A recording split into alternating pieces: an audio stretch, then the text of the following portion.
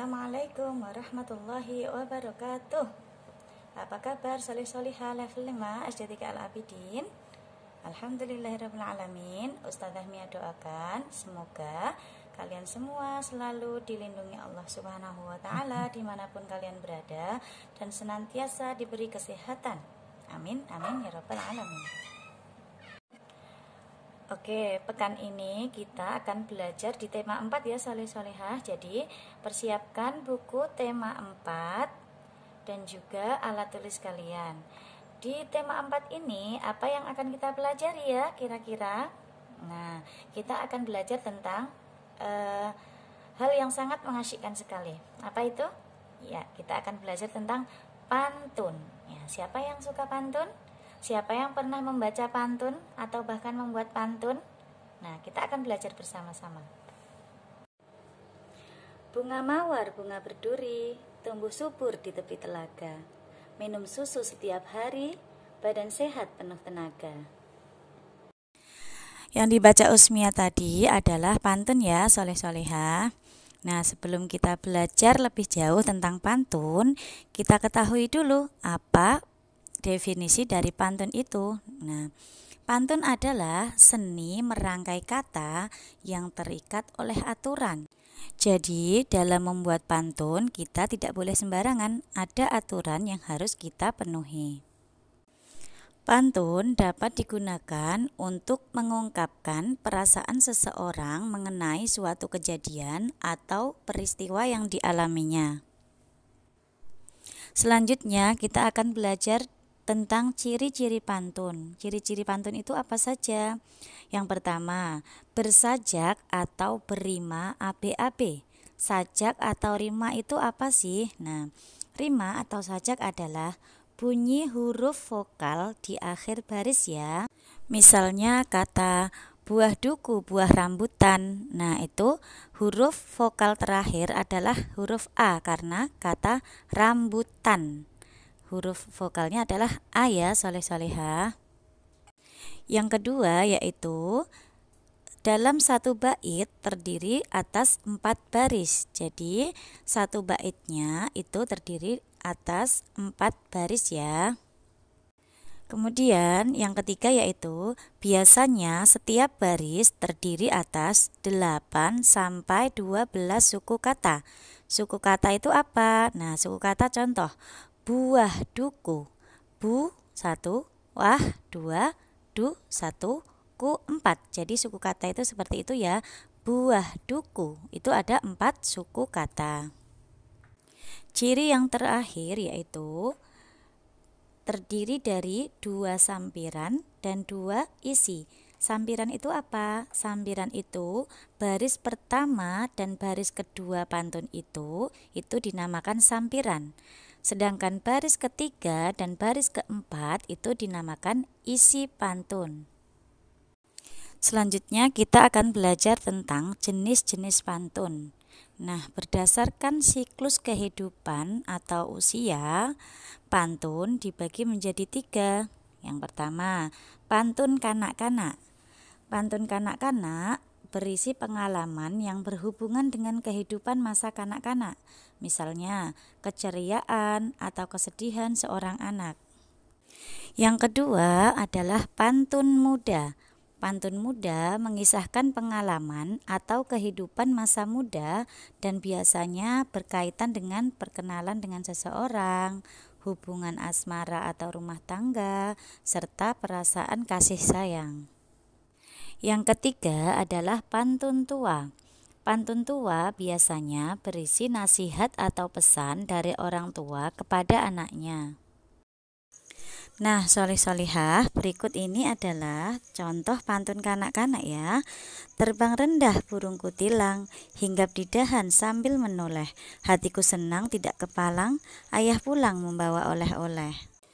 Yang kedua adalah contoh pantun muda ya. Nah, ini cocok sekali seperti keadaan kita sekarang yang rindu teman-teman karena tidak bisa bertemu ya. Indah nian burung kakak tua, terbang tinggi tanpa ragu. Telah lama tidak bersua, hati sedih karena rindu. Kemudian pantun tua. Enak benar tinggal di Batu Jajar, segar udaranya, indah dan permai. Anak sekolah rajinlah belajar agar cita-citanya kelak tercapai. Selanjutnya, berdasarkan isinya, pantun dibedakan menjadi 4 jenis. Yang pertama, pantun nasihat. Berisi pesan atau arahan agar seseorang berperilaku baik sesuai dengan norma atau aturan yang ada.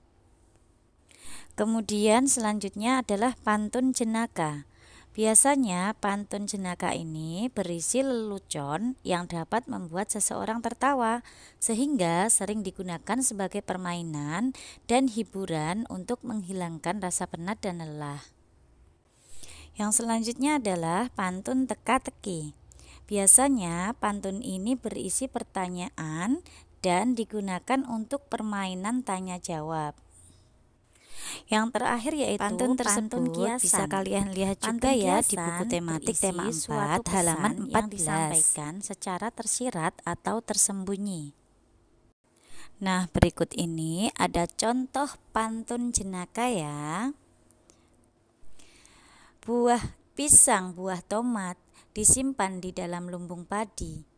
Pantas tercium bau menyengat, rupanya kau belum mandi.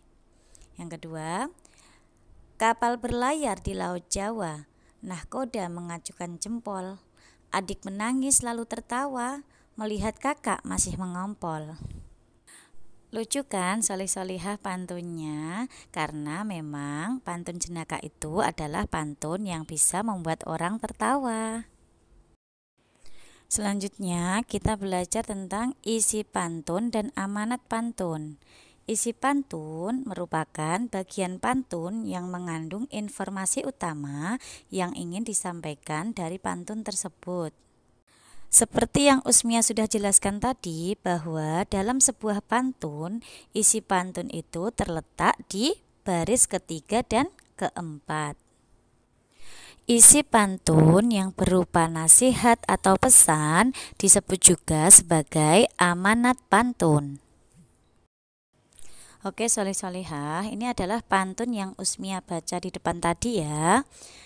Kita akan belajar untuk menguraikan satu persatu ciri-ciri dari pantun yang sudah kita pelajari.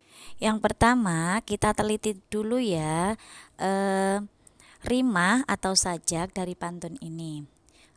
Bunga mawar, bunga berduri, tumbuh subur di tepi telaga. Nah, berduri yang ada di kalimat pertama itu adalah rimanya i ya, karena huruf vokalnya yang terakhir adalah i, berduri. Yang kedua, kalimat kedua, tumbuh subur di tepi telaga. Itu huruf vokal terakhirnya adalah a, telaga. Nah, yang kalimat pertama i itu kita tandai sebagai a. Yang kalimat kedua kita tandai sebagai b. Kemudian kita cocokkan dengan kalimat ketiga dan keempat. Apakah rimanya sama dengan kalimat ke-1 dan kedua? Kalimat ketiga, minum susu setiap hari, vokalnya yang terakhir huruf vokalnya adalah i. Sama ya dengan kalimat yang pertama, berduri setiap hari sama i. Jadi vokal atau rimanya sama ya, i dengan i. Yang keempat adalah badan sehat penuh tenaga. Tenaga, huruf vokal terakhir adalah a. Jadi telaga dan tenaga itu sama ya, rimanya atau sajaknya terdengar di telinga kita sama ya, a dengan a, i dengan i. Jadi itu yang dimaksud dengan rima atau sajak. Selanjutnya kita tentukan sampiran dan isinya ya. Mana yang sampiran dan mana isi? Ya, bunga mawar, bunga berduri, tumbuh subur di tepi telaga. Nah, kalimat atau baris ke-1 dan kedua itu merupakan sampiran. Selanjutnya, minum susu setiap hari, badan sehat penuh tenaga, itu merupakan isi dari pantun ini. Jadi, baris ke-1 dan kedua adalah sampiran, baris ketiga dan keempat adalah isi. Selanjutnya kita cari suku katanya. Nah, dari baris pertama kita hitung bunga mawar, bunga berduri, itu ada 9 suku kata. tumbuh subur di tepi telaga. Ada 10 suku kata. Minum susu setiap hari, 9 suku kata. Badan sehat penuh tenaga, 9 suku kata. Jadi dari pantun ini bisa kita ketahui bahwa pantun ini memiliki 9, 10, 9, dan 9 suku kata pada tiap barisnya. Tugas soleh-solehah adalah mengerjakan buku tema 4 halaman 96 ya. Ditulis di buku PDR. Alhamdulillahirrabbilalamin, soleh-solehah. Pembelajaran kita pada hari ini sudah selesai. Semoga Allah berikan kita semua kemudahan untuk memahami materi ya. Untuk yang belum paham atau ada pertanyaan, silahkan nanti bisa menghubungi Usmiyah langsung. Untuk tugasnya silahkan dikerjakan di buku PDR, kemudian dikumpulkan di classroom masing-masing. Demikian dari Usmiyah. Wassalamualaikum warahmatullahi wabarakatuh.